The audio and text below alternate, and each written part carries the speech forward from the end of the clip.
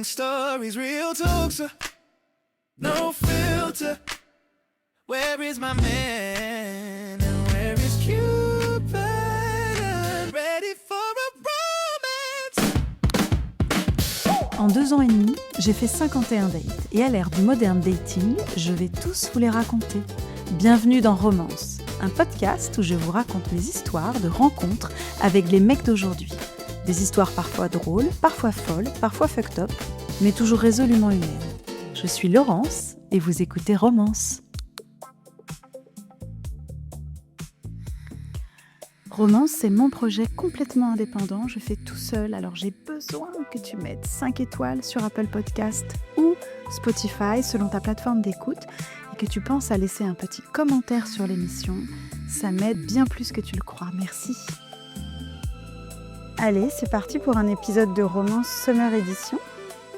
Alors, je tourne l'épisode dans des conditions un peu spéciales. Je suis sur la terrasse de mes vacances, je sors de la piscine, j'ai les cheveux mouillés. Par contre, j'ai fait l'effort de filmer cet épisode. Ça fait longtemps que je n'en avais pas filmé. Tous les Romances Express de l'été, je les ai pas filmés. Et je sais que des fois, vous aimez bien avoir les petits extraits vidéo de mes épisodes Romance. Alors, celui-ci, il est un peu spécial. Pour tout vous dire, j'avais encore en magasin j'avais 2 Romances Express en magasin. Des histoires toutes pétées encore, et j'avais plus envie là, cet été. J'avais pas envie d'enregistrer ça, j'en avais assez. Surtout qu'elles étaient vraiment catastrophiques, ces 2 dernières histoires de Romance Express. J'avais un gars alcoolo insupportable avec lequel j'avais accepté d'aller directement dans un dîner. Le gars tapait sur le bord son verre comme ça pendant que je parlais en regardant la serveuse pour qu'elle re-remplisse son verre de vin. Ça ne s'arrêtait pas. Et en fait, il parlait, il faisait des blagues comme ça, avec une voix où il rigolait. et pendant que je parlais, il tapait sur le bord de son verre pour dire à la serveuse de le resservir.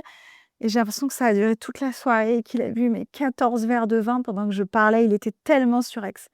Ça, c'est un enfer. J'avais pas envie de rentrer dans le détail de ça. Et un autre qui s'était encore mal comporté, un espèce de gym boy. Un gym boy, genre avec un corps d'Apollon, tu vois. Et qui était insupportable en fait, qui s'est comporté comme un gros enfoiré. C'était vraiment, non mais c'était horrible quoi. Donc ces 2 histoires-là, on les tège, on les oublie. Clairement, j'avais pas envie et on va plutôt se dire des trucs sympas.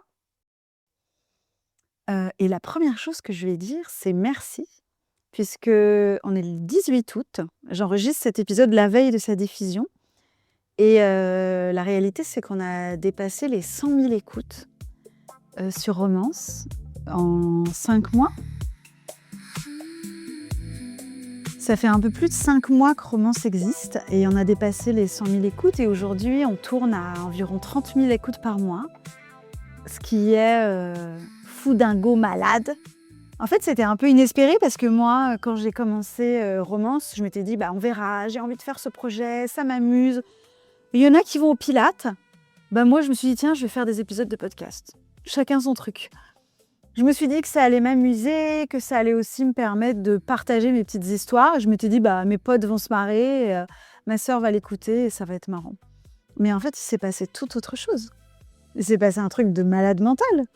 C'est qu'en fait, sur Instagram, on est 12 000, pareil, en 5 mois.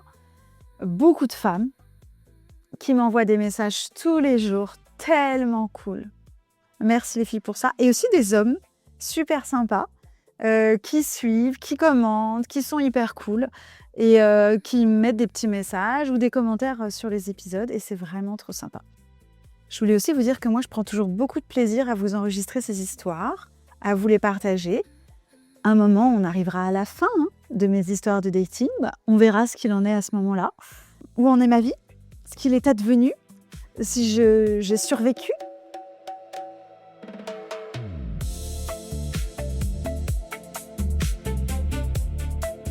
Je voulais vous parler de quelque chose en fait.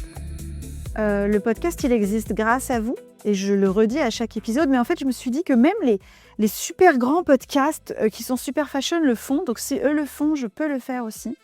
En fait, je vous demande à chaque fois de vous abonner sur votre plateforme, de mettre 5 étoiles quand vous le pouvez, de laisser un commentaire sur l'émission sur Apple Podcast. Et sous les épisodes, mais aussi sur l'émission sur Spotify. En fait, Spotify et Apple Podcasts, ce sont les 2 plateformes qui permettent au podcast d'être référencé, d'autant que ce sont les 2 plus grandes plateformes. Et moi, la majorité de mon audience, elle est sur Spotify en premier et Apple Podcasts aussi. Et c'est ce qui fait vivre le podcast, en fait. C'est ce qui peut potentiellement me permettre à moi d'avoir de la publicité qui est diffusée sur mon podcast. Alors, je sais que la pub, c'est un peu chiant. Mais c'est aussi l'occasion pour moi de vous dire que c'est pas mon métier, que tout est fait bénévolement et que c'est vrai que les plateformes de diffusion, ça a un coût, le temps, produire du contenu et que quand vous faites cet effort-là, moi, ça me permet peut-être de continuer à faire vivre Romance un peu plus longtemps, si c'est un podcast qui vous plaît. Et voilà.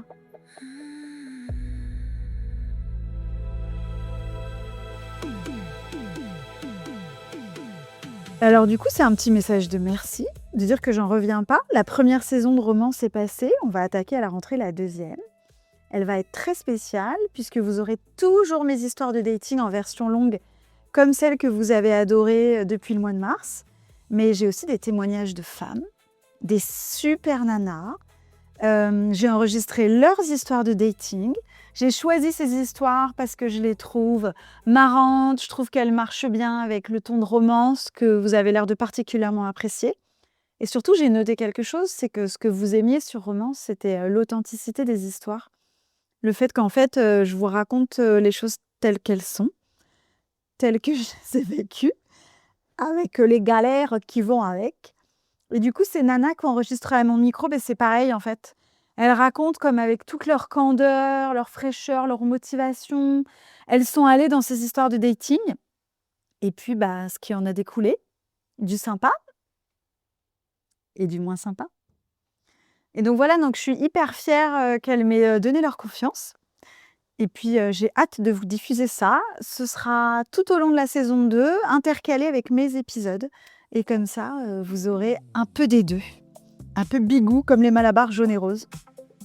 Seuls les boomers ont cette ref.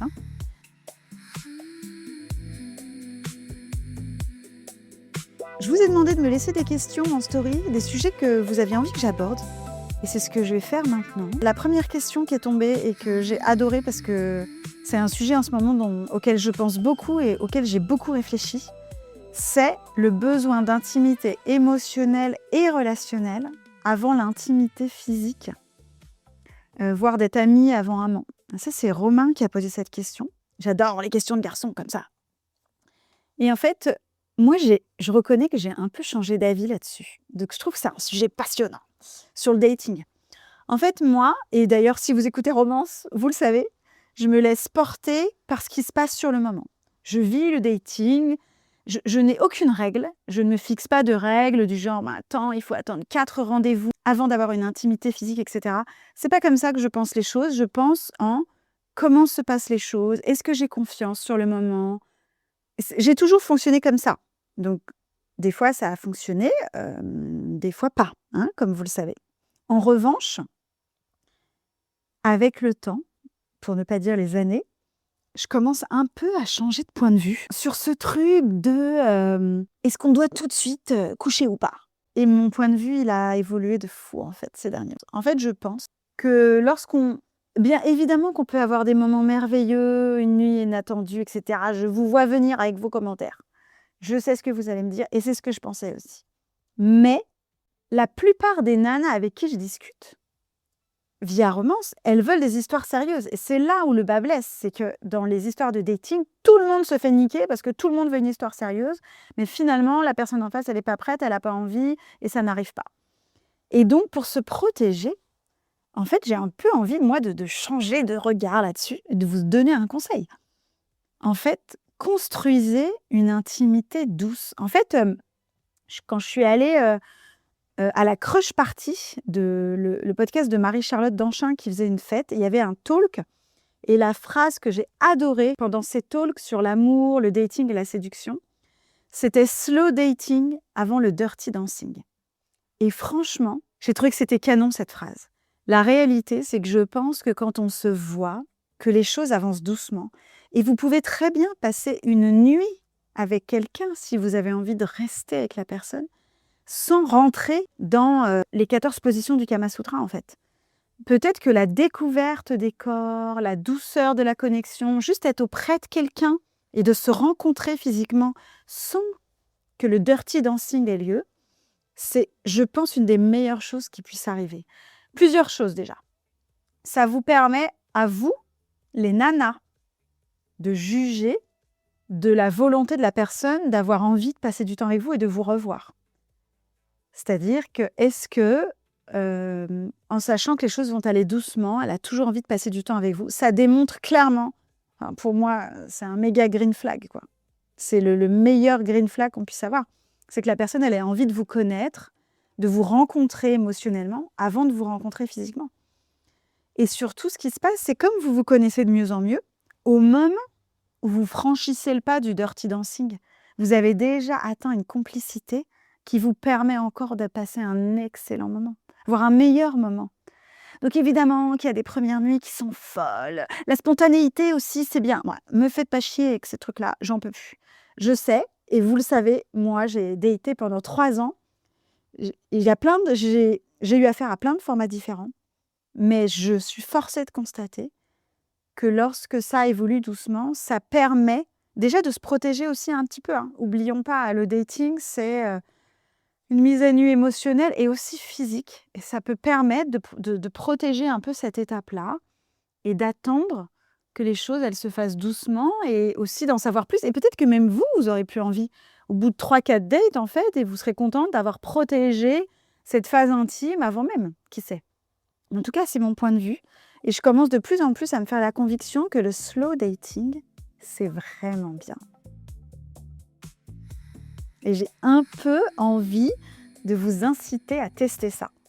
Je ne dis pas que c'est une vérité, mais je me dis que ça vaut le coup d'être essayé et je pense qu'on n'ose pas, nous les femmes, temporiser ça parce qu'on a peur du coup d'être rejeté, de se dire mais merde le mec, du coup il aura peut-être plus envie de me revoir. Bah c'est dommage en fait.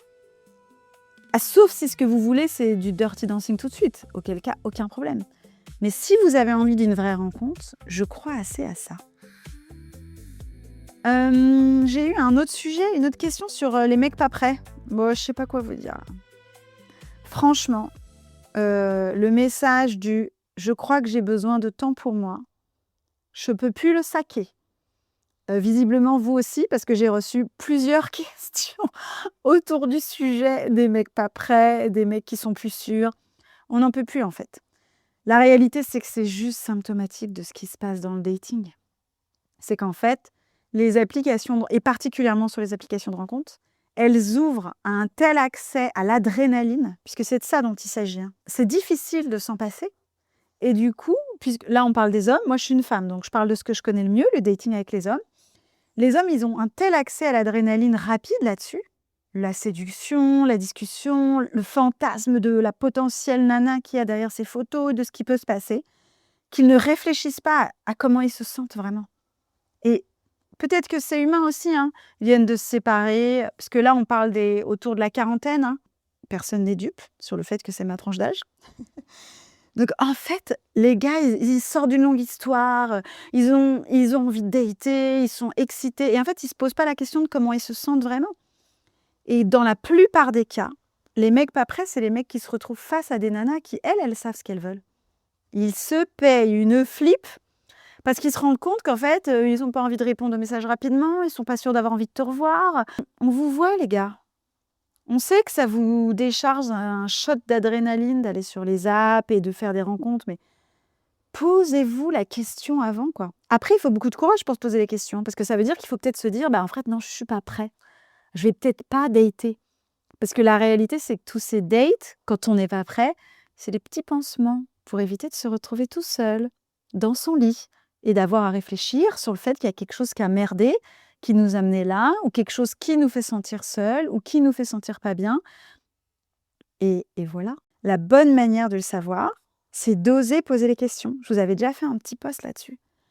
C'est pas bizarre, les filles, quand on est en date, de poser les questions. Où t'en es? Comment tu te sens? Mais du coup, t'envisages quoi? Ah ouais, ça te ferait quoi, toi, de te dire? Ah, parce que moi, j'ai envie de faire une vraie rencontre un peu cool, je sais pas où ça mènera, mais c'est comme ça que j'ai envie de le vivre, en tout cas. De dire les choses et de voir ce qu'ils répondent. Mais il faut oser, en fait. C'est pas bizarre de poser ces questions-là. C'est légitime et surtout, ça vous protège vous. Vous n'aurez peut-être pas envie d'entendre les réponses que vous allez entendre, mais c'est pareil, il faut le courage de se dire: «Bah, ce gars-là, il me l'a dit clairement, en fait, qu'il savait pas trop ce qu'il voulait». Bon, ben, voilà. Après, vous faites ce que vous voulez des réponses, mais osez demander, vous arriverez mieux à savoir s'ils sont prêts ou pas. Vous verrez comment ils se sentent. Et puis, toujours pareil, le slow dating, ça aide à démasquer les mecs pas prêts. Je vous invite à faire ça. Le slow dating, mes meufs.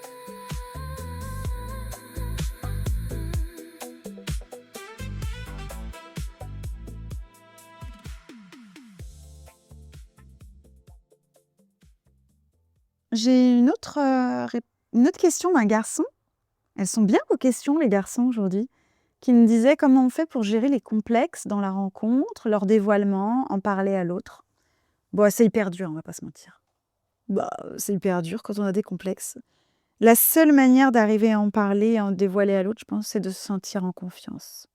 C'est sentir qu'on a face à soi quelqu'un qui peut l'accueillir. Et ça, c'est hyper dur, évidemment. Mais j'y reviens, la meuf qui est en boucle. En fait, quand vous faites une rencontre et que vous datez doucement, bah, la complicité, elle s'installe étape par étape.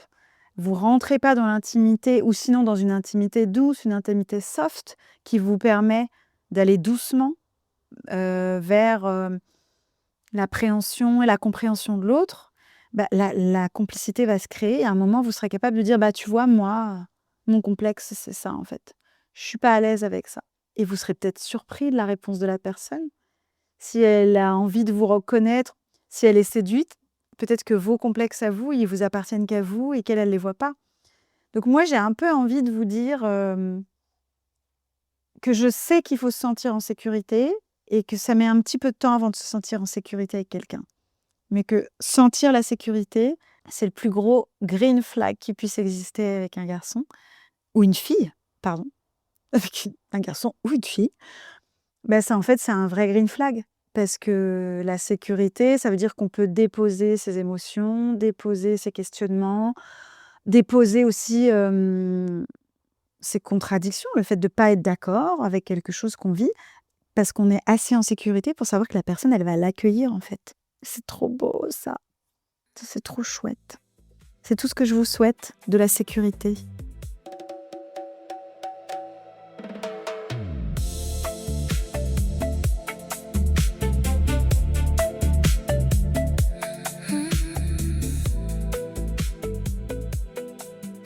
Ah, il y a Kat qui me pose une question géniale. Elle me comment on peut en fait, comment on peut faire confiance à notre intuition parce qu'il y a souvent des red flags qu'on aurait pu voir avant. La réalité, c'est que à chaque fois, on peut voir les red flags. Ils sont là sous notre nez. On les voit. Ils sont là, les red flags. Notre intuition nous dit: «Ah tiens, c'est bizarre. Ah, je suis pas sûre de ça». Toutes les histoires que vous m'avez racontées, toutes les histoires que j'ai entendues, toutes les histoires que j'ai racontées. Au début de l'histoire, il y a un moment où je me dis: «Ah tiens, quand même, c'est vrai que bon, ça m'a un peu titillée, mais j'avais envie».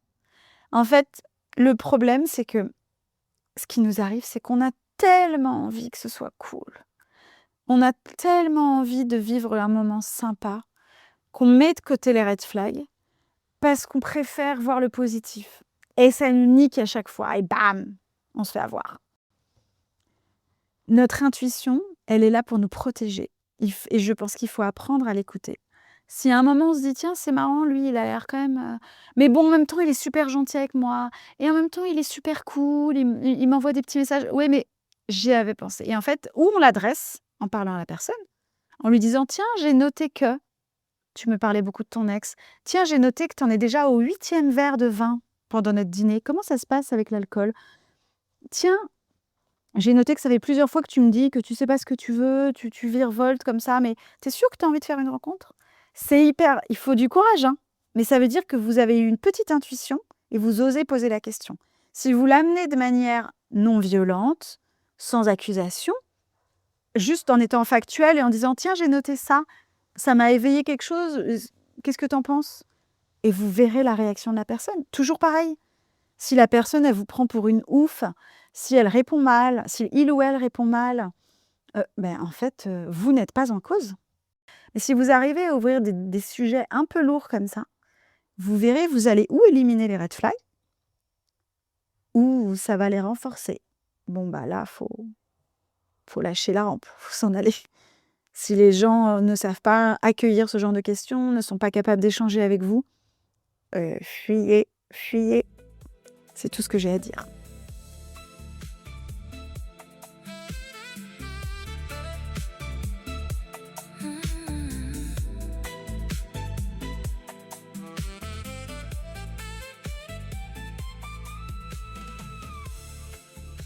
J'ai reçu un petit message hyper touchant avec une question qui disait: «Comment faire pour se déverrouiller quand on a perdu confiance? Ça paraît impossible de même faire un sourire». Bah, malheureusement, je suis pas sûre, moi, d'avoir les clés ni les compétences pour répondre à ce genre, de questions. Moi, le meilleur conseil que j'ai à donner, c'est de parler, de s'entourer de personnes qui peuvent nous aider, de trouver quelqu'un avec qui on peut échanger, quelqu'un dont c'est le métier, qui saura nous aider à déverrouiller les choses peut-être pour nous donner confiance, pour, nous accompagner, nous coacher des fois sur des sujets précis. Alors il faut de préférence aller vers des personnes qu'on nous recommande. Ça me paraît être une bonne chose pour, avoir des bons conseils.